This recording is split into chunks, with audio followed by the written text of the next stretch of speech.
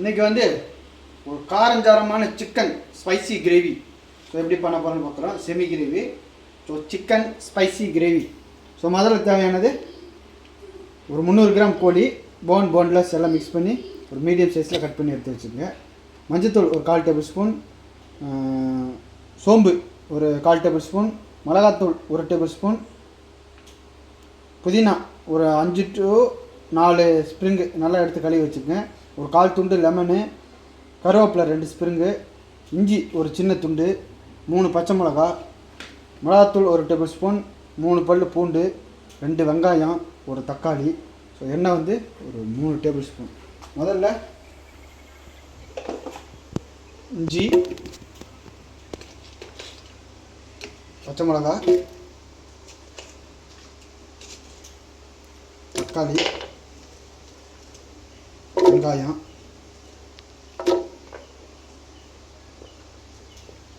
பூண்டு, புதினா, கருவேப்பிலை வந்து பாதி கருவேப்பிலை போட்டுங்க, பாதி தாளிப்புக்கு வச்சுக்குவோம்.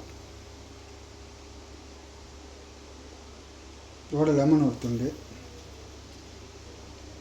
கொஞ்சோண்டு எடுத்து வச்ச லெமனு 1/4 துண்டு,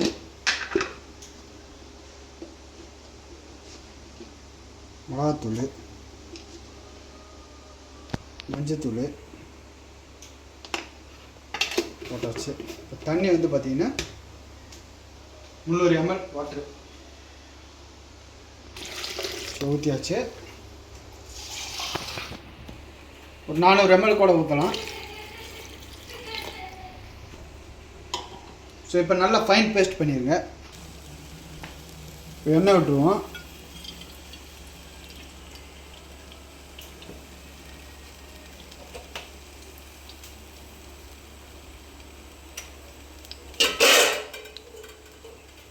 எண்ணெய் நல்லா சூடாகட்டும். எண்ணெய் நல்லா சூடாகணுன்னா சோம்பு,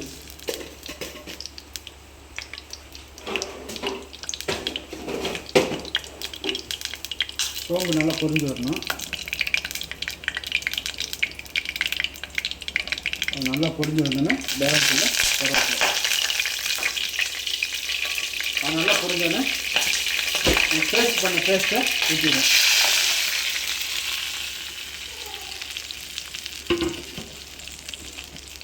சால்ட் வந்து தேவையான அளவு எடுத்து வச்சுக்குவோம்.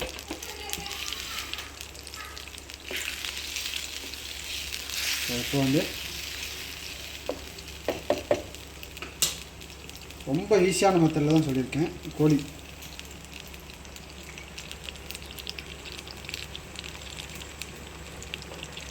இறைச்சி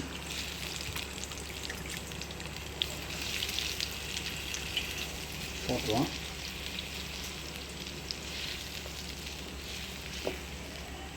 ஓகே, இப்படியே மூடி ஒரு 15 minutes கொதிக்க விடுவோம். ஸோ ரெடியானேன்னா சால்ட்டு போட்டு நம்ம எடுத்துடலாம். இறக்கும் போது உங்களுக்கு மல்லித்தலை, புதினா வந்து ஜாஸ்தி போடாதீங்க. மல்லித்தலை இருந்தால் கொஞ்சம் போடுங்க. அப்படி இல்லைன்னா புதினா ஒரே ஒரு ஸ்ப்ரிங் எடுத்து நல்லா பொடியாக கட் பண்ணி போடுங்க. அவ்வளோதான், வேறு எதுவும் இல்லை. ரொம்ப சிம்பிளான ரெசிபி, மறக்காமல் ட்ரை பண்ணுங்கள்.